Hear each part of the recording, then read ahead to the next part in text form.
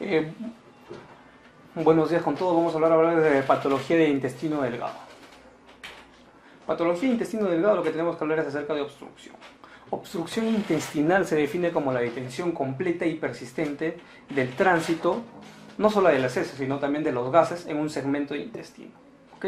O sea, ausencia de eliminación de heces y ausencia de eliminación de flatos en el paciente. Es una de las urgencias más frecuentes y muchas de ellas terminan en tratamiento quirúrgico. ¿Ok? Guarden la definición, recuerden esa definición. En cuanto a la epidemiología, si nos preguntaran, la obstrucción de intestino, la obstrucción intestinal, ¿a qué nivel es más frecuente? ¿Intestino delgado o intestino grueso? Lo más frecuente es intestino delgado. ¿Ok? Lo más frecuente intestino delgado. Primero intestino delgado, segundo intestino grueso. Partimos por ahí.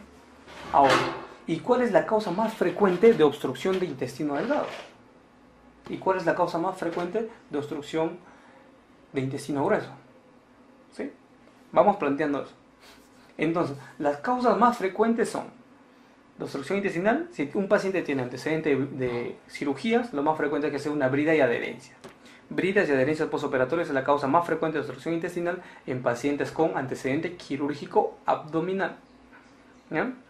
Las hernias son la causa más frecuente de obstrucción intestinal en aquellos pacientes que no han tenido un antecedente quirúrgico abdominal. Hernias de tipo complicadas, como por ejemplo hernias encarceradas o hernias estranguladas.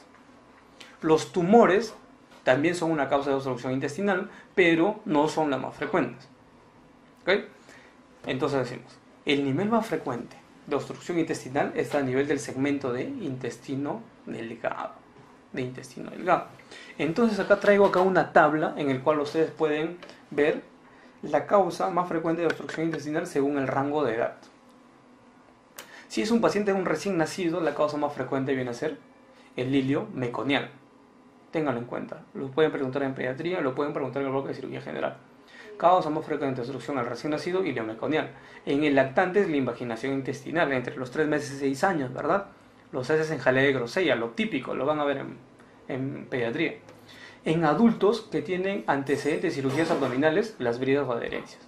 En pacientes que no hay antecedentes de cirugía abdominal, hernia inguinal encarcerada. ¿Ok? ¿Y qué pasa en pacientes de más de 50 años? En pacientes de más de 50 años, la causa más frecuente vienen a ser las neoplasias del sigma o los vólvulos de sigmoides. El vólvulo de sigmoide con su famosa imagen en grano de café. Existen obstrucciones intestinales que también se clasifican de acuerdo al nivel. Obstrucción intestinal alta, obstrucción intestinal media y obstrucción intestinal baja.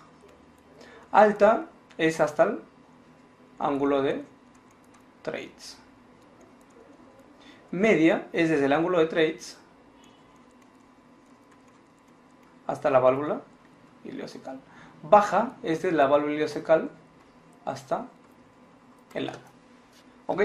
Esas son la clasificación de obstrucción intestinal según el segmento. Si nos dijeran, ¿cuál es la causa más frecuente de obstrucción intestinal baja en el Perú? En todo el Perú, es el vólvulo de sigmoides. Si nos dijeran en Lima, la causa más frecuente de obstrucción intestinal baja ya no son los vólvulos de sigmoides, porque los vólvulos de sigmoides son típicos de pacientes que vienen procedentes de Ayacucho, de Junín, de Puno, pacientes que tienen un sigmoide redundante. ¿Ya? La causa más frecuente de obstrucción intestinal baja en Lima ya no es el vólvulo, sino que es la neoplasia maligna recto sigmoidea. ¿Okay? Si nos dicen, en nuestro medio, la causa más frecuente de obstrucción intestinal baja viene a ser el vólvulo de sigmoide, porque nuestro medio significa todo el Perú, no significa solamente Lima, ¿verdad? Son preguntas que han venido en los exámenes y que a algunos les genera confusión. Clasificación, ya no según el nivel, sino según la patogenia. Puede ser una obstrucción mecánica o una obstrucción paralítica. Una obstrucción mecánica, cuando hay una estructura o un obstáculo de tipo orgánico o de tipo anatómico que impide la progresión del contenido intestinal. Observen, esto es nuestro intestino, ¿Qué pasa? Adentro tenemos un tumor. Esa es una obstrucción mecánica. O este es nuestro intestino y tenemos un tumor adyacente y que lo comprime y aplasta, no es eso. Es una obstrucción intestinal mecánica también, porque hay un obstáculo físico, ¿ya? Que puede ser intraluminal, extraluminal, etc. La obstrucción paralítica o ilio paralítico viene a ser acá porque hay una alteración en la función motora digestiva. O sea, acá las paredes de nuestro intestino se contraían para avanzar, ¿verdad? Para avanzar en frente a este obstáculo. En nuestra obstrucción paralítica lo que falla es la contracción de nuestro intestino. Ya no se contrae como debe ser, se contrae muy débil o no se contrae. Eso se llama obstrucción paralítica o un ilio paralítico. El anterior era una obstrucción mecánica o un ilio mecánico, ¿ya? Es cierto que las obstrucciones mecánicas, cuando el estímulo persiste, o sea, tenemos un tumor ahí, se trata de contraer, lucha, pasa mucho tiempo, deja de contraerse, se agota, se va a una obstrucción paralítica, ¿verdad? A una obstrucción paralítica, y eso se llama una obstrucción mixta. O sea, tenemos un ilio mecánico, un ilio paralítico o un ilio adinámico. ¿Ok? Causas de obstrucción intestinal. La mecánica, como habíamos dicho, hay un stop físico que puede ser extraluminal, puede ser de la misma pared del intestino o puede ser intraluminal. Extraluminal, una hernia, por ejemplo, una brida o adherencia, es también una causa extraluminal. Las bridas de adherencia son como cuerdas o sogas de tejido fibroso que están entre los intestinos, como una telaraña, ¿ok? La torsión, los vólvulos, la invaginación y la compresión extrínseca. Son causas mecánicas extraluminales. Causas mecánicas parietales, de la misma pared del intestino, como por ejemplo una neoplasia, un divertículo, un hematoma de la pared o un proceso inflamatorio de la pared. Intraluminal, impactación fecal, cuerpo extraño, besoars, parásitos, etc., ¿no? En cuanto a los ilios paralíticos podemos dividirlo o agruparlos en tres grupos. El ilio paralítico adinámico, el ilio paralítico espástico y el ilio paralítico vascular. El ilio paralítico adinámico, o sea, no tenemos la función. ¿En qué tenemos? En los pacientes que tienen postquirúrgicos, pacientes que han sido muy manipulados el intestino, como decimos en cirugía, se resiente y deja de movilizarse, se queda tranquilito cuando uno manipula mucho. En las peritonitis, como por ejemplo apendicitis o diverticulitis, se libera ya sea pus o ya sea heces en la cavidad, y eso hace que el intestino se quede tranquilo también. No quiera moverse cuando hay sangre suelta entre los intestinos por un hemoperitoneo, o cuando hay una pus, el intestino se queda tranquilo. Y cuando nosotros ocultamos, vamos a ocultar que va a haber disminución de ruidos hidroaéreos. Es por eso que los abdómenes que son silenciosos son mucho más peligrosos que aquellos abdómenes que tienen ruidos hidroaéreos aumentados, ¿ya? Tengan en cuenta ese concepto. Alteraciones metabólicas como uremia, coma diabético, mixedemia, hipocalcemia, etc. Existen algunos fármacos también. Y tenemos otro tipo de ilio que viene a ser el ilio espástico. En el ilio espástico, por ejemplo, esto es típico de dos grupos: las porfirias y la intoxicación por metales pesados. Esto es algo que deberían preguntar porque hay que conocerlo. Las causas de ilio paralítico de tipo espástico son los metales pesados y las porfirias. Existe ilio paralítico de tipo vascular, ahí tenemos la embolia arterial y la trombosis venosa, ¿no? ¿Por qué? ¿Por qué en embolia y trombosis? Porque a ver isquemia, no llega irrigación, deja de funcionar la contracción del intestino. Muy bien, la fisiopatología de la obstrucción intestinal. Hay una detención, hay un stop en un segmento intestinal, hay un acúmulo, por tanto, de contenido intestinal, ¿verdad? Este contenido intestinal lo que va a hacer, aumenta la presión intraluminal en esa zona, que puede llevar a gangrena, y esta gangrena a sepsis. Pero ¿qué pasa? Al no progresar el líquido, por ejemplo en un segmento de intestino medio, no llega hacia el colon, no se puede absorber bien el agua, por tanto hay una alteración hidroelectrolítica, ¿verdad? Una alteración hidroelectrolítica. Aparte, esa detención del organismo hace que se acumulen las bacterias, estén en un caldo de cultivo y pueda producir proliferación bacteriana y translocación bacteriana, y esa translocación lleva a la sepsis. Es por eso que en pacientes con obstrucción intestinal, las últimas días recomiendan dar antibióticos para cubrir también organismos anaerobios. Se utiliza actualmente ceftriaxona y metronidazol. ¿Ok? Y esta detención del tránsito provoca edema y estasis venoso y puede llevar a una trombosis o isquemia segmentaria. Entonces, los datos clínicos útiles para conocer la causa de obstrucción intestinal. Si tiene una cirugía abdominal previa, obstrucción intestinal por heridas y adherencias.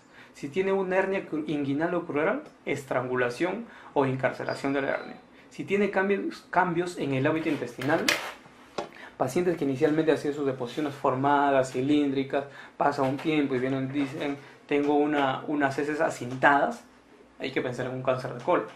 Pacientes que tienen cólicos biliares, antecedente de cólicos biliares, hay que pensar en un hilio biliar, aunque el hilio biliar es característico la aerobilia. Pacientes que son de 90 a 95 años, adultos mayores, que tienen antecedentes de un derrame cerebral, etc., o de una fractura de cadera, lo que hay que pensar son en fecalomas. Esos pacientes se estreñen y hacen cuadros como si fueran obstrucciones intestinales. Cardiopatía previas y fibrilación auricular van más para una isquemia mesentérica. Recuerden, esta diapositiva le va a permitir desarrollar muchos casos clínicos. La clínica es el dolor abdominal, las náuseas y vómitos, la distensión y la ausencia de emisión de heces. Acá quiero detenerme un poco. Observen. Nuestro tubo digestivo lo vamos a representar como una columna así. Acá está la boca. Acá está el ano. ¿Ok? Supongamos que hay una... Lo dividimos. Supongamos que hay una obstrucción acá, alta. ¿Ya? Nosotros por la boca indefectiblemente ingerimos aire, querramos o no. Ingerimos aire, ¿verdad? Y indefectiblemente también la pared del intestino produce líquido. Entonces, si hay un stop, lo que va a ir es acumulándose aire y líquido, ¿verdad? ¿Y qué pasa si esa obstrucción es muy alta? Supongamos a nivel del trace, a nivel del ángulo de trace. Los vómitos, ¿cómo serán? ¿Tardíos o precoces? Los vómitos tienen que ser precoces. ¿Por qué? Porque la obstrucción está más arriba. Se va a llenar rápidamente de líquido y de aire esa zona que me queda hacia arriba, y entonces voy a empezar a vomitar. ¿Ya? Esa es la explicación de las náuseas y los vómitos. Pero cuando hay un stop, se acumulan estos líquidos y este gas, lo primero que intenta el intestino es avanzar. Se contrae. Entonces da dolor abdominal de tipo cólico. Dolor abdominal de tipo cólico, que es el primer síntoma que aparece. Después aparecen las náuseas y los vómitos. ¿Ok? Como se acumula aire y líquido, da distensión abdominal también. Y por tanto, como no pasa el aire y no se forman heces, hay ausencia de emisión de heces y gas. ¿Ya? Pero este es cuando es alta. Observen, cuando es una obstrucción intestinal alta, los vómitos son precoces. La distensión abdominal, ¿cómo será? Tiene poco intestino por distender, entonces la distensión será menor. ¿Verdad? La distensión será menor. La distensión será menor. Eso es en las altas. Pero ¿qué pasa si nosotros tenemos una obstrucción baja? ¿Cómo serán los vómitos? ¿Serán tardíos o serán precoces? ¿Por qué? Observen, va a tener harto gas, va a tener que acumular harto gas y harto líquido para recién vomitar, para llenar esta columna. Entonces los vómitos en las obstrucciones intestinales bajas son vómitos tardíos. ¿Y la distensión cómo se da? Mira, tiene harta columna de intestino para distender, entonces la distensión será mayor. Mientras más alta es la obstrucción, los vómitos son más precoces.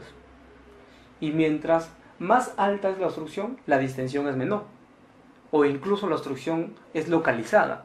Por ejemplo, si tenemos una obstrucción a nivel del píloro, lo que se va a distender solamente es el estómago y vamos a ver a nivel del hipogastrio una zona distendida localizada. ¿Ya? Eso es lo que quiero que entienda. Los vómitos y la distensión según la localización. ¿Ya? Según la localización. Entonces, existe un tipo de obstrucción intestinal que siempre han preguntado y que quiero que conozcan, que es la obstrucción de intestino delgado por heridas de adherencias. ¿Cómo trata a un paciente que viene por una obstrucción intestinal y me dice, doctor, he sido operado hace 2 años de una peritonitis generalizada por una apendicitis y ahora vengo que no puedo hacer deposición, no puedo hacer gases? Sospecha clínica de obstrucción, le pido una placa, niveles hidroaéreos, paciente obstruido. ¿Qué hacemos? ¿Lo operamos? ¿Cuál es el primer tratamiento que se ofrece a un paciente con una obstrucción? El manejo primordial de un paciente obstruido, primordial, y lo primero que se tiene que hacer es hidratar al paciente. ¿Por qué hidratación? Por esto. Porque crea un tercer espacio. Se acumula el líquido dentro de los intestinos. El paciente se deshidrata tanto que el primer tratamiento que hay que hacer es hidratarlo. El paciente va a llegar con mucosas secas, con alteración del sensor en algunos casos. Lo primero que hay que hacer es hidratarlo. Póngale su vía, hidrátelo. Lo primero. Lo segundo que hay que hacer, hay que decirle que esté en NPO. No coma nada, señor. ¿Ya? Porque si no, aumenta el acúmulo de líquidos en esa zona de la obstrucción y puede el paciente perforarse.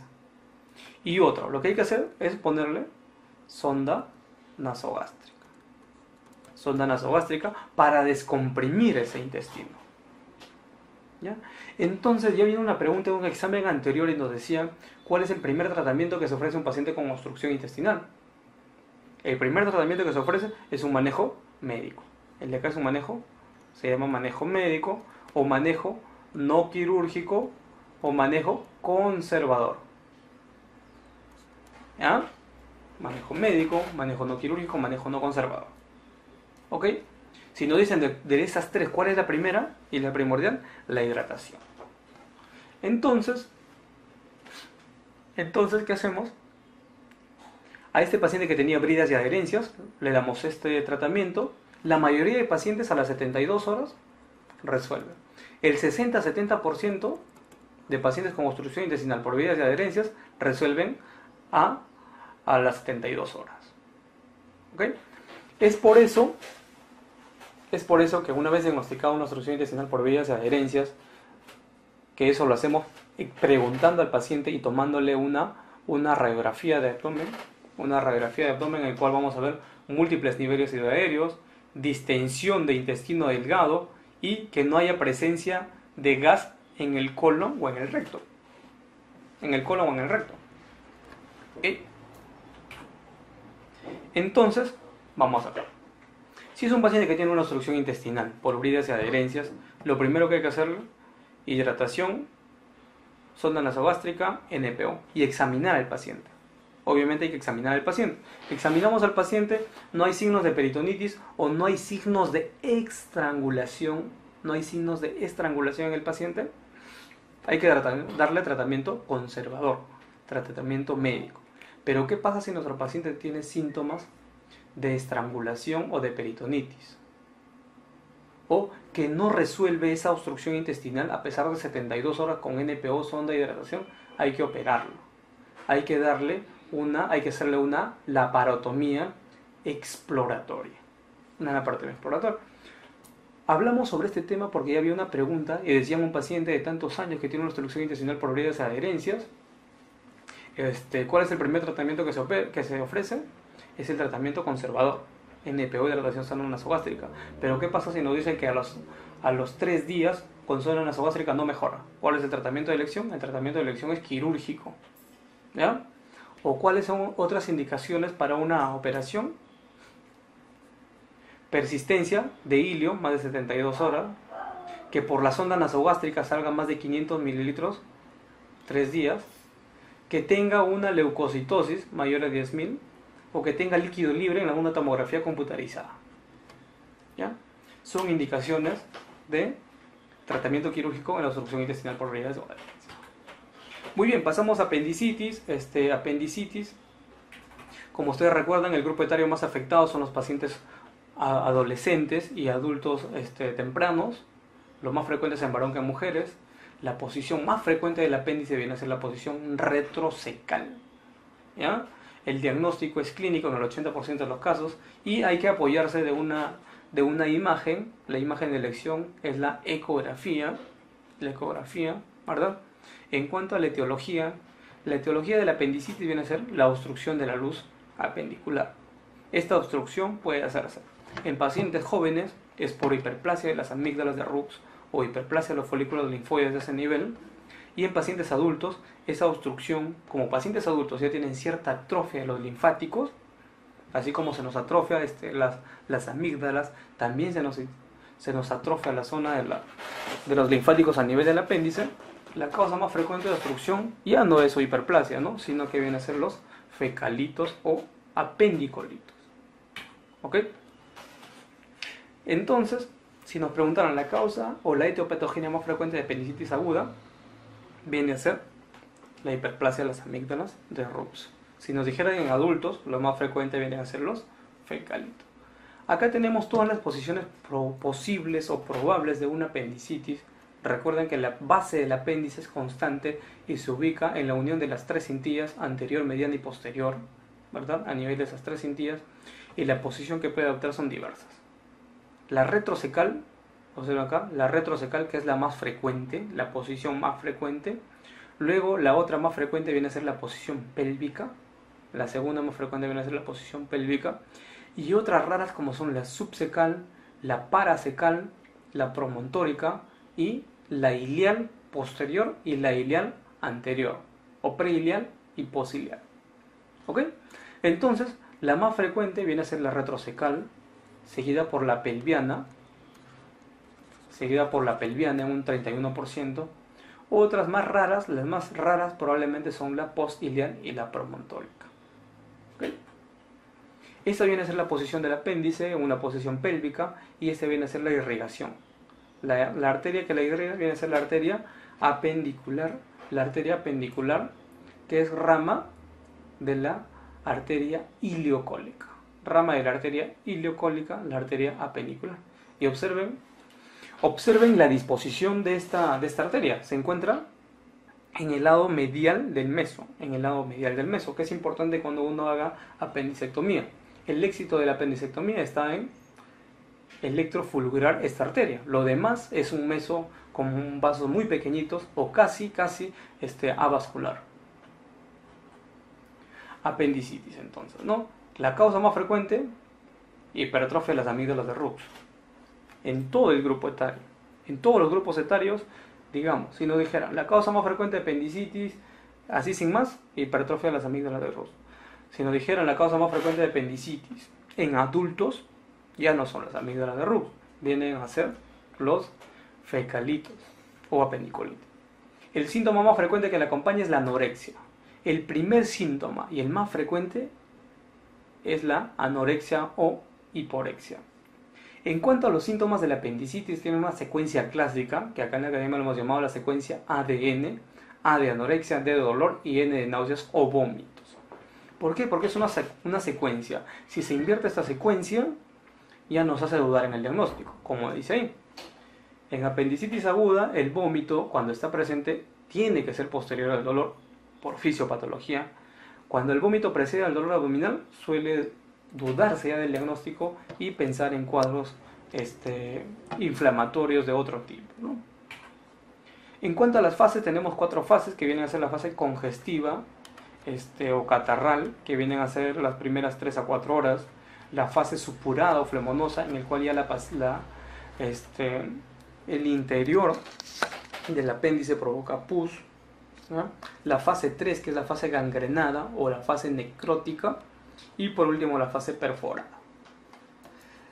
Cuando un apéndice está en estas 3 primeras fases, se llama una apendicitis aguda no complicada. Cuando está perforada, ya se llama una apendicitis aguda complicada. Recuerden que de esta perforación, o sea, se perforó ¿El apéndice queda ahí nada más? No. Si se perfora el apéndice tiene varias complicaciones. Que dé una peritonitis localizada, que dé una peritonitis generalizada, o que se forme una masa apendicular.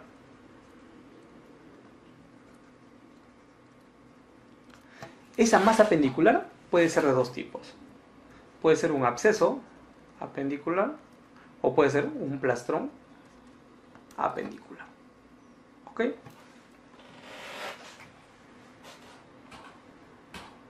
Entonces ahí tenemos las fases, tenemos un apéndice normal, tenemos un apéndice congestiva o catarral y acá tenemos una fase supurada o flemonosa. Observen, ¿no? El diámetro normal del apéndice es de 0,3 a 0,4 milímetros, ¿ya? Acá más o menos estaría en 1,2 milímetros. Perdón, centímetros. Acá tenemos la necrótica y acá tenemos la perforada. La perforada. Entonces, habíamos mencionado que al ocurrir la perforación del apéndice, el cuadro clínico puede evolucionar a una peritonitis localizada, a una peritonitis generalizada o a una masa apendicular. Esa masa apendicular puede ser un plastrón o un absceso. ¿Ok?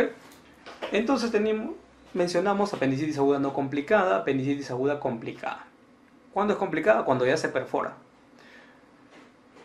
Ya lo hemos mencionado, ¿no? Perforada, peritonitis localizada, peritonitis generalizada. Muy bien. En cuanto a al examen físico, nos viene un paciente que tiene hiporexia, que tiene dolor en fosa ilíaca derecha, que inició en mesogastrio o en epigastrio y que migró a fosa ilíaca derecha. Se llama la cronología de Murphy o cronología de Murphy, ¿ya? Asociada a hiporexia. Cuando examinamos, hay un dolor en fosa ilíaca derecha, hay que examinar el punto de McBurney, ¿verdad? El punto de McBurney lo tenemos acá. Viene a ser la unión de los dos tercios internos con el tercio externo. Ahí está el punto de McBurney. Está el punto de McBurney, ¿ya? Ese es un punto doloroso que nos indica que hay inflamación en la zona de fosa ilíaca derecha a nivel de la apéndice, ¿ya? Otros puntos o reparos que deben recordar viene a ser el punto de Lanz. El punto de Lanz viene a estar, primero que hay que trazar una línea entre ambas espinas ilíacas anterosuperiores. Espina ilíaca anterosuperior, ¿no? Espina ilíaca anterosuperior. Trazamos una línea, ¿ya? Y tenemos que dividir en 3 tercios. Tercio izquierdo, tercio medio, tercio derecho. En la unión entre el tercio medio y el tercio derecho está el punto de Lanz. Otro reparo es que a nivel del borde externo del recto anterior derecho. ¿Por qué es importante el punto de Lanz? Porque es positivo en apendicitis pélvicas. Y también nos puede decir de que hay un dolor ahí, puede haber una apendicitis aguda. Otros signos que tienen que recordar es el signo de psoas. El signo de psoas viene a ser el aumento del dolor en la fosa ilíaca derecha al realizar la flexión de la cadera. Ponemos al paciente en decúbito lateral izquierdo, traccionamos la zona del miembro inferior hacia atrás y va a sentir dolor. Eso es paternognomónico de apendicitis aguda retrocecal. El signo del obturador, el paciente en decúbito dorsal, hacemos flexionar el muslo derecho y la rotamos hacia adentro. Flexionamos y la rotamos hacia adentro, como llevando la pierna hacia afuera, ¿ya? Ocasiona dolor en caso de apendicitis pélvicas. En apendicitis pélvica. Otro punto que hay que recordar es que en pacientes gestantes, ¿ya?, el apéndice no tiene la ubicación habitual. Lo que tenemos que recordar es que a los 5 meses, o sea, a las 20 semanas, la localización del apéndice ya está a nivel del ombligo y va ascendiendo progresivamente. Tanto así que al 8º mes ya está en hipocondrio derecho. Por eso cuando tengamos una gestante de 30 a 35 semanas, no pensemos en encontrar el punto de McBurney habitual, observemos. No hay que examinar ahí, no tendría por qué, ¿no? Hay que examinar bien arriba. El diagnóstico, entonces, nos ayudamos de ecografía con compresión gradual y el tratamiento de elección es el tratamiento quirúrgico, ya sea por vía abierta o vía laparoscópica. Si les preguntan, el tratamiento de elección en apendicitis es tratamiento quirúrgico, apendicectomía laparoscópica. Es el gold estándar, la apendicectomía laparoscópica. Al igual que en colecistectomía. El de elección es la colecistectomía laparoscópica. En cuanto a las complicaciones de la apendicitis aguda, la complicación más grave viene a ser la peritonitis generalizada. ¿Por qué peritonitis generalizada? Porque la peritonitis está a un paso de convertirse ya en un shock séptico. En peritonitis probablemente ya nosotros tenemos una sepsis y esa sepsis progresa rápidamente a un fallo multiorgánico y a un shock séptico, ¿no? Y puede llevar a la muerte al paciente. Por tanto, la complicación más grave es la peritonitis generalizada. En cuanto al tratamiento quirúrgico, si nosotros tenemos un abordaje abierto, tenemos varias incisiones que hay que recordar. La incisión que más utilizamos viene a ser la incisión de Rocky Davis. La incisión de Rocky Davis es una incisión transversal por fuera del recto anterior del abdomen, ¿ya? De más o menos 6 a 7 centímetros. Esa es la de Rocky Davis. Otra tenemos la incisión de McBurney. La incisión de McBurney es una incisión parainguinal, ¿ya? De más o menos 6 a 7 centímetros también. Y otra incisión que utilizamos en apendicectomía es la incisión paramediana derecha. Es una incisión por afuera del recto anterior del abdomen de más o menos 6 a 7 centímetros. ¿Okay? Esas son las incisiones para un abordaje abierto, para una apendicectomía abierta. Entonces hablamos de apendicectomía abierta, clásica o convencional. ¿Qué hacemos? Si nosotros tenemos una apendicitis aguda no perforada, ¿ya? ¿Qué tipo de incisión tenemos que hacer? Una incisión de Rocky Davis, ¿ya? ¿Qué hacemos con la operación? Le sacamos el apéndice, pues, ¿no? Una apendicectomía. ¿Le dejamos drenaje o no? No, no hay que dejarle drenaje. ¿Cómo le dejamos la herida? ¿Abierta o cerrada? Si es una apendicitis aguda no perforada, o sea, no hay contacto con secreción del tubo digestivo, o si es que hay controlada, por lo tanto, no es una herida contaminada, no es una herida sucia o contaminada, por tanto, la herida hay que dejarla cerrada. ¿Se le da antibiótico o no? Sí se le da antibiótico, pero únicamente profiláctico, ¿ya? ¿Qué pasa si es una apendicitis aguda con peritonitis localizada? La incisión que tenemos que hacer, si es clásica, una Rocky Davis. Hay que hacer una incisión Rocky Davis, o en algunos casos, si es que no abordamos bien, hay que ampliarla, pero la elección es la Rocky Davis. ¿Qué hacemos? Una apendicectomía también. Sacamos el apéndice. ¿Dejamos drenaje? ¿Qué dicen? ¿Dejamos drenaje o no? En la localizada, sí hay que dejar drenaje, o en todo caso, sí hay que dejar drenaje. Y la herida, ¿cómo la dejamos? La tenemos que dejar abierta. ¿Por qué? Porque ya hay peritonitis, hay pus, es una herida contaminada, hay que dejarla abierta. Y el antibiótico hay que darle profiláctico. En apendicitis aguda más peritonitis generalizada, lo que hacemos también es una incisión de Rocky Davis. Por lo tanto, si les preguntaran cuál es la incisión de elección en una apendicectomía clásica convencional, es la incisión de Rocky Davis, ¿verdad? En la apendicitis aguda con peritonitis generalizada, igual sacamos el apéndice y lo que hacemos es un lavado de cavidad peritoneal. Observen que en la localizada no se hace el lavado de cavidad peritoneal. Lavado de cavidad peritoneal quiere decir lavar los 4 cuadrantes. Lo cual, obviamente, si tú en una localizada quieres lavar los 4 cuadrantes, en lugar de ayudarte, lo único que te va a hacer es esparcir la pus que estaba en un cuadrante hacia los 4 cuadrantes. Eso está contraindicado. No se hace lavado de cavidad peritoneal en una peritonitis localizada. ¿Ok? Entonces la herida también se deja abierta en una peritonitis generalizada. Y el antibiótico que hay que darle como terapéutico. Conceptos que tenemos que tener: apendicitis aguda no perforada no es una herida sucia ni infectada porque no hay contacto con pus ni heces, por tanto la dejamos cerrada. En peritonitis localizada y generalizada sí hay que dejar una herida abierta. Ahí tenemos apendicectomía laparoscópica. Dejamos el lado convencional, pasamos a la laparoscópica. Observen, acá tenemos el apéndice probablemente que ha sido cortado y eso tiene un muñón. Eso se llama un muñón libre. Apendicectomía muñón libre. En algunos casos este muñón uno le entierra con el colon.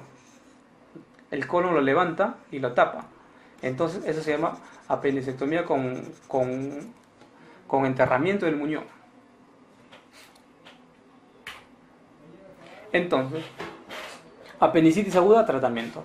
Apendicitis aguda no complicada, o sea, la congestiva flemonosis y gangrenada, apendicectomía a muñón libre. ¿Ya? Por cirugía abierta o por cirugía laparoscópica. De elección laparoscópica. Abierta únicamente cuando no hay equipo de laparoscopía o cuando hay alguna contraindicación de la laparoscopia. Apendicitis aguda complicada, que tengan peritonitis localizada, hay que hacer apendicectomía, muñón libre igual, y un lavado local. Si es que se hace un lavado, se hace solamente un lavado local, pero de preferencia no. De preferencia no. ¿Okay? En la peritonitis generalizada, apendicectomía, lavado de cavidad peritoneal, herida operatoria abierta y drenaje. ¿Verdad? Y drenaje. Observen que cuando hay peritonitis localizada, ¿sí? Peritonitis localizada o generalizada, la herida tiene que quedarse abierta. La herida tiene que quedarse abierta. ¿Ok? Apendicitis aguda no complicada y antibióticos. ¿Qué le damos? Si no es perforada, o sea, no complicada, hay que darle solamente antibiótico profiláctico y no por más de 24 horas. Es algo que dice la guía del MINSA y algo que dicen muchas de las guías, pero que no se cumple, ¿no? Pacientes, ustedes van a ver en sus hospitales o han visto en su internado, pacientes que han sido operados de apendicitis aguda congestiva, se le da ceftriaxona y metronidazol por un día y sale a la casa con ciprofloxacina y metronidazol por 5 a 7 días, lo cual, según la guía, no debería hacerse. Cuando son no perforadas o no complicadas, en otras palabras, se da únicamente antibiótico profilaxis y no por más de 24 horas. ¿Qué medicamentos utilizamos para la profilaxis? Tenemos que utilizar, la guía dice, ampicilva, ceftriaxona o cefuroxima. Según la guía, la elección sería la ampicilva. No sé si en sus hospitales, pero en el salud no contamos con ampicilina sulbactam, o en todo caso es muy restringido el uso y utilizamos ceftriaxona.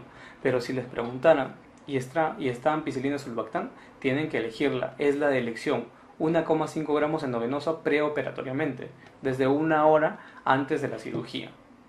Igual la ceftriaxona 1 gramo endovenoso preoperatorio como dosis única, y la cefuroxima 1,5 gramos endovenoso. ¿Ya? El régimen alternativo es cipro y amic.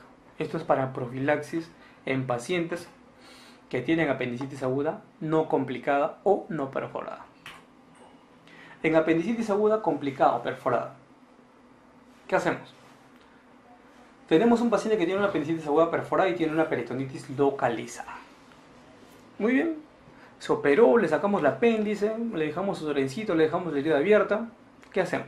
Hay que darle antibiótico por lo menos en la vena, por lo menos 3 días. ¿Ya? Y si luego no hay fiebre o tolera la vía oral, le tenemos que rotar a vía oral, ciprimetro, hasta completar 7 a 10 días. Eso es lo que hacemos en el hospital, ¿no? Suena acá difícil, pero eso es lo que hacemos en el hospital. Cuando tenemos una peritonitis generalizada, hay que hacerle al paciente antibiótico endovenoso por 3 días, ¿ya? De elección ceftra y metro, igual en la peritonitis localizada y en la peritonitis generalizada, el tratamiento antibiótico endovenoso hay que darle ceftriaxona y metronidazol por 3 días. Si luego no hay fiebre y tolera la vía oral, lo cambiamos a ciprimetro por hasta completar los 14 días de tratamiento. Es algo también en el que estamos fallando, ¿no? Pacientes que tienen peritonitis generalizada salen de alta, están 3-4 días en el hospital y le damos solamente 5 días de antibiótico. Hay que completar los 14 días en la peritonitis generalizada. Muy bien, esta es una guía que se utiliza acá en el Perú, es una guía de tratamiento antimicrobiano, y es por eso que les traigo acá, porque las preguntas son hechas por los médicos, por nuestros médicos de los hospitales, y son los que se guían en este manejo clínico por parte del MINSA, ¿no? El antibiótico de primera elección son la ceftriaxona y el metronidazol. Son el tratamiento antimicrobiano de elección para apendicitis aguda perforadas. Para apendicitis aguda no perforadas, ¿cuál era el tratamiento profiláctico de elección? Ampicilva. ¿Ok? Para perforadas, ya no se da profilaxis, sino que se da tratamiento. Y el tratamiento hay que hacerlo con una cefalosporina de tercera generación, que puede ser ceftraxona u otro, acompañado de un anaerobicida que viene a ser metronidazol. Esa es la elección. Los antibióticos de segunda elección son amikaciclina, y que, sin embargo, en muchos hospitales se utiliza amikaciclina, incluso en el MINSA. Observen, dicen una cosa sus guías, pero en la realidad aplican otra cosa, ¿no? Entonces hay que tenerlo en cuenta. Cuando estamos frente a un examen, lo que hay que responder es lo que se debe hacer, no lo que se está haciendo. Complicaciones de la apendicitis aguda tenemos inmediatas, mediatas y tardías. Las inmediatas, pues, que durante la cirugía o después de la cirugía 2 a 3 días haya un sangrado, haya una dehiscencia del muñón, que quiere decir que ese hilo que hemos puesto en el muñón se suelte y pueda salir heces por ahí. Hilio postoperatorio y la telectasia, como en toda cirugía, puede estar presente, ¿no? Las complicaciones inmediatas en el cuarto o quinto día vienen a ser las infecciones del hilo operatorio. Y tenemos que mencionar acá que la complicación postoperatoria más frecuente de apendicitis aguda viene a ser las infecciones de herida operatoria. ¿Okay? Las complicaciones tardías vienen a ser obstrucción intestinal y eventraciones de las zonas de la incisión, ¿no? Muy bien, dejamos de lado apendicitis aguda y pasamos a tumores de apéndice secal. Divertículo de Meckel. El divertículo de Meckel es un divertículo verdadero. Tiene las 4 capas: mucosa, submucosa, muscular y serosa. ¿Ok? Es el famoso tumor que cumple la regla de los 2, ¿no? Según diversos artículos y diversas publicaciones. ¿Okay? Ocurre en el 2% de la población como promedio. La relación hombre-mujer es 2 a 1. Se localiza frecuentemente a más o menos 60 centímetros de la válvula ileocecal y está localizado en su borde antimesentérico. ¿Qué quiere decir antimesentérico? Nosotros tenemos un intestino. Este intestino tiene su meso, ¿verdad? Y tenemos una parte libre, porción libre y porción mesentérica. La porción libre se llama antimesentérico. Y en esa porción antimesentérica del intestino, del ilio, es donde se localiza un divertículo verdadero, conocido como el divertículo de Meckel. Mide usualmente 2 centímetros de diámetro, mide más o menos 5 centímetros de longitud. Puede contener 2 tipos de tejido ectópico, comúnmente tejido gástrico y tejido pancreático, y es más habitual a los 2 años de edad. ¿Okay? Es el tumor del 2. Distribución de los pacientes según sus síntomas. Lo más frecuente de un divertículo de Meckel es que es asintomático. Algunos de nosotros podemos tener un divertículo, pero no sabemos, ¿no? La mayoría de divertículos de Meckel son asintomáticos. Si se manifiestan estos divertículos, lo más frecuente es que la hagan por una hemorragia digestiva. ¿Por qué una hemorragia digestiva? Porque ese divertículo que hemos mencionado, la mucosa de ese divertículo generalmente es mucosa gástrica. Esa mucosa gástrica produce ácido. Ese ácido ulcera a esa mucosa y sangra. Es por eso que la manifestación más frecuente es la hemorragia digestiva. Y cuando esos divertículos se perforan, digamos, producen un abdomen agudo incluso. Y en algunos casos pueden producir obstrucción. ¿Ok? Recuerden eso, lo más frecuente es que es asintomático. Si es que produce síntomas, viene a ser una hemorragia digestiva baja. El diagnóstico de un divertículo de Meckel generalmente es incidental o accidental. Uno entra a operar a un paciente por una probable apendicitis, entre comillas, y resulta que no fue una apendicitis, fue una diverticulitis del divertículo de Meckel. Es así como se diagnostican con mayor frecuencia los divertículos de Meckel, de manera accidental.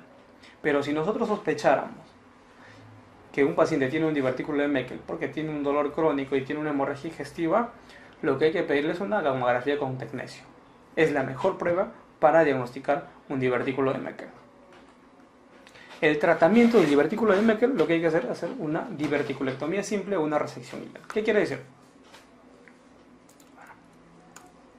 Tenemos nuestro intestino. Tenemos acá su meso.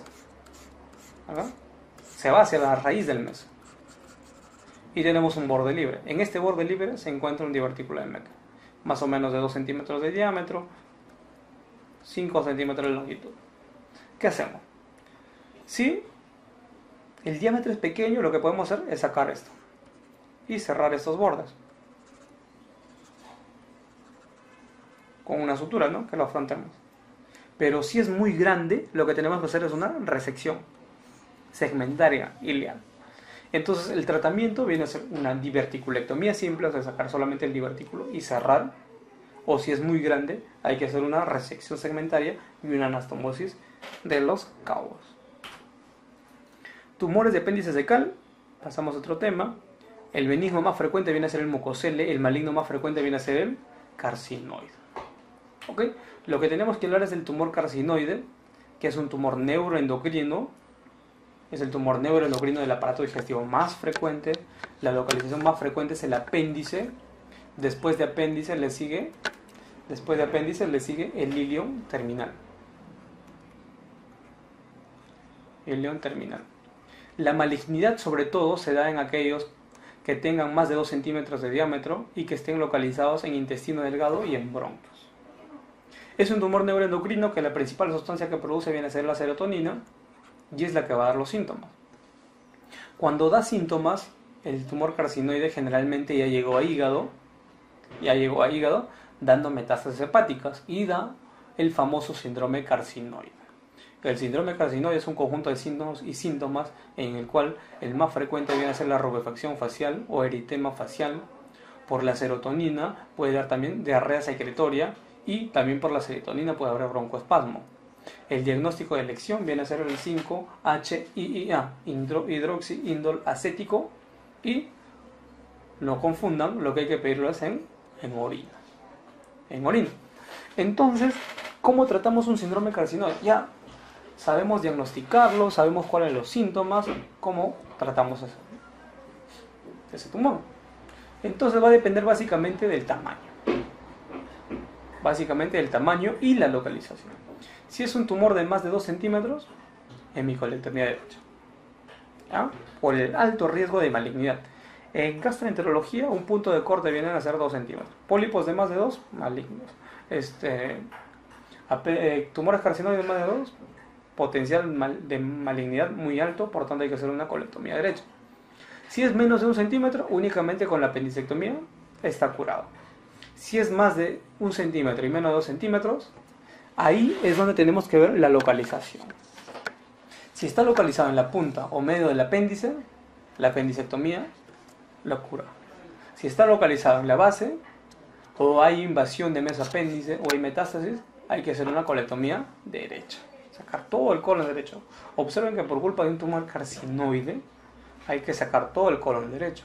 ¿Por qué? Porque hay que recordar que la irrigación del apéndice es la misma que la del colon derecho, la hidriocólica. ¿Ok? Algunos tips del tumor carcinoide que hay que recordar. La malignidad depende de, 1, el tamaño del tumor, más de 2 centímetros, que hay 100% de metástasis, y su localización en intestino delgado y bronquio. Son signos de malignidad. El síndrome carcinoide se produce cuando existen metástasis hepáticas o sustancias vasoactivas han eludido la circulación hepática. Eso tienen que recordar. Un tumor carcinoide de tubo digestivo da un síndrome carcinoide cuando ha llegado a hígado, pero un tumor carcinoide bronquial o de sistema respiratorio puede dar un síndrome carcinoide sin la necesidad de llegar al hígado. El síndrome carcinoide está producido por sustancias vasoactivas, más frecuente es la serotonina, ya lo hemos mencionado. El síntoma más frecuente es la rubefacción facial y puede haber cardiopatía valvular. Otros síntomas importantes puede haber telangiectasia, hipotensión, broncoespasmo, fibrosis mesentérica, etc. ¿no? El diagnóstico viene a ser el 5-hidroxiindol acético en orina. Tumores de intestino delgado. Muy bien, pasamos a tumores de intestino delgado. Los tumores de intestino delgado como segmento, o sea, desde el ángulo de Treilles a la válvula ileocecal, son poco frecuentes, son muy raros. Pero si queremos mencionar de estos tumores que se presentan en este segmento, ¿qué son más frecuentes? Que sean benignos o que sean malignos. Lo más frecuente es que sean benignos. Los benignos son mucho más frecuentes que los malignos en estos segmentos. Tanto así que el 75% al 90% de los tumores de intestino delgado son tumores benignos. ¿Ya? Y también hay que recordar que son asintomáticos la mayoría. Y que cuando un tumor que se localiza en el intestino delgado da síntomas, lo más frecuente es que sea un tumor maligno. Lo más frecuente es que sea un tumor maligno. Entonces abordamos los tumores benignos del intestino delgado. En el intestino delgado los tumores benignos son más frecuentes que los malignos, ya lo mencionamos. El benigno de intestino delgado más frecuente es el adenoma, habitualmente a nivel del duodeno, y generalmente es asintomático. ¿Ok?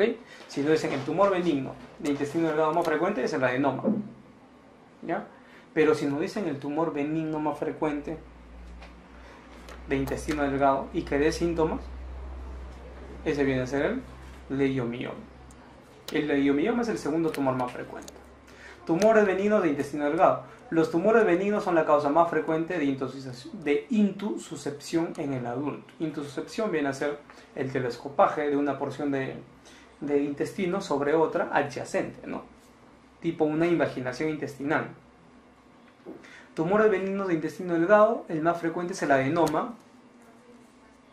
El más frecuente es el primero, el leiomioma es el segundo, el lipoma es el tercero. El adenoma generalmente es asintomático y el leiomioma generalmente es sintomático.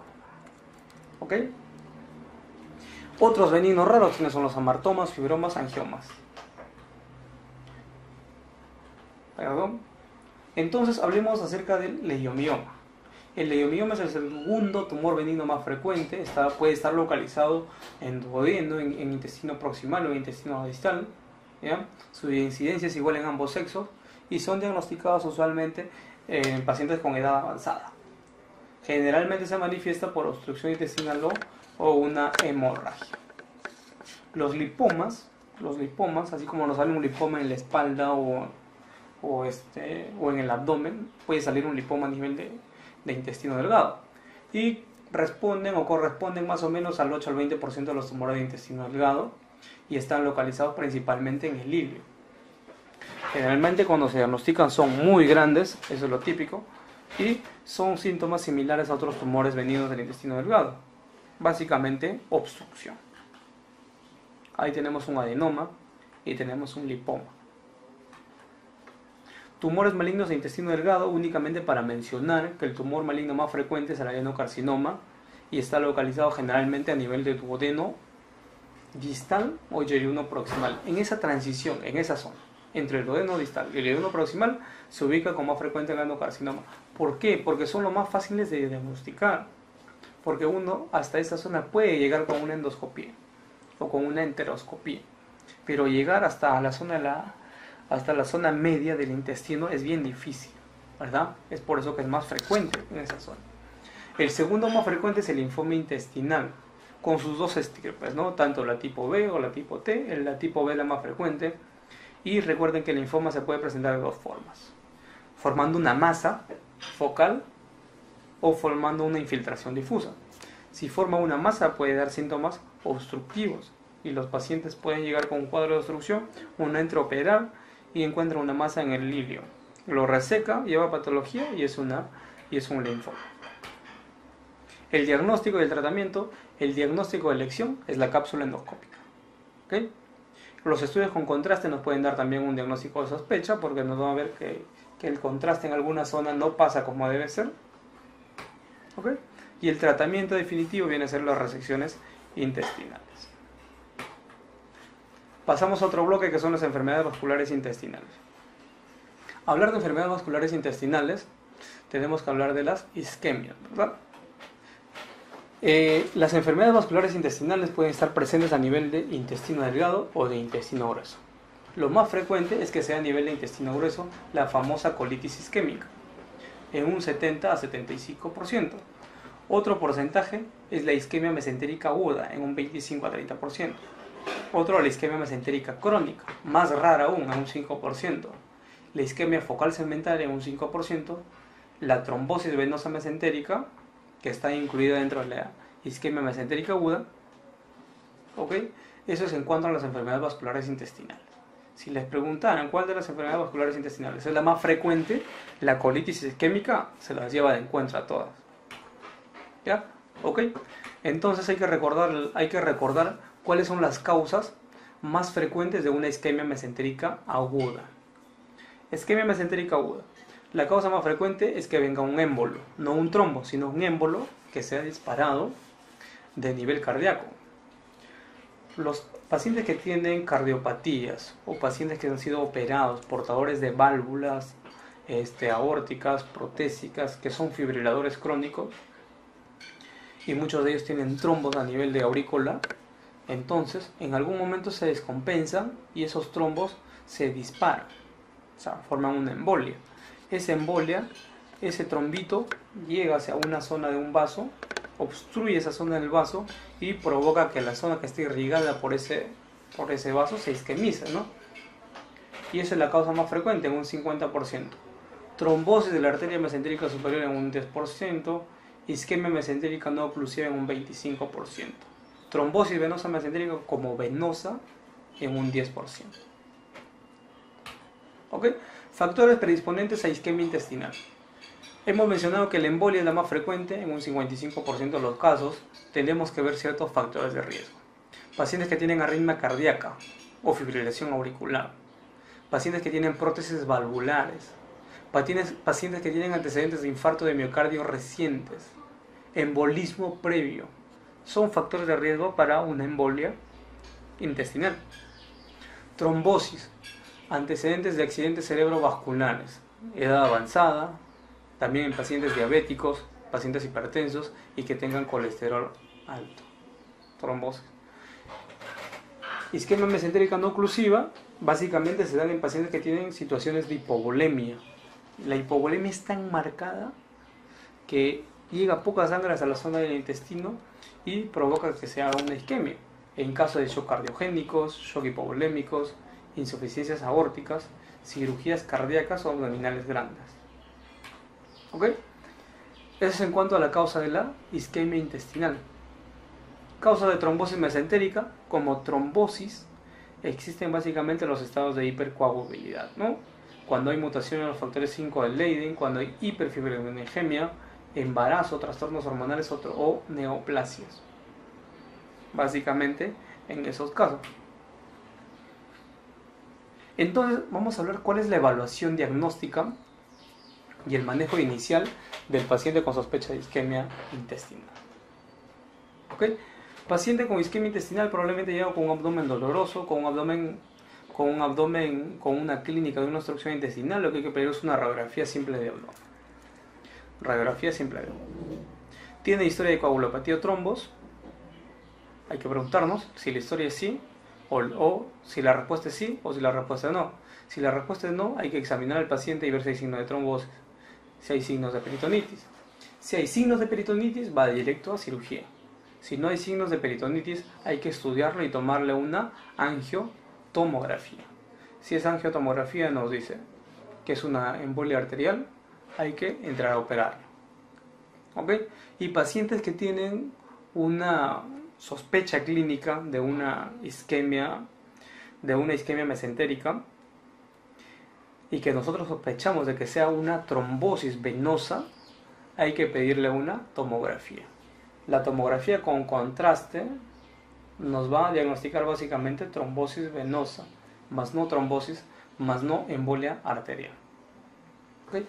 Entonces acá damos algunos ítems de importancia. Recuerden que el ATAC no es de gran utilidad para el diagnóstico de la isquemia por oclusión arterial, pero sí para una trombosis mesentérica. ¿Okay? La angioten tiene que realizarse de manera precoz si es que nosotros sospechamos en una isquemia mesentérica de tipo arterial, ¿ya? Y eso lo hacemos en base a factores de riesgo, examinando y preguntando al paciente o a los familiares que tiene antecedentes de riesgo. Muy bien, eso es todo en cuanto a patología intestinal. Gracias, chicos.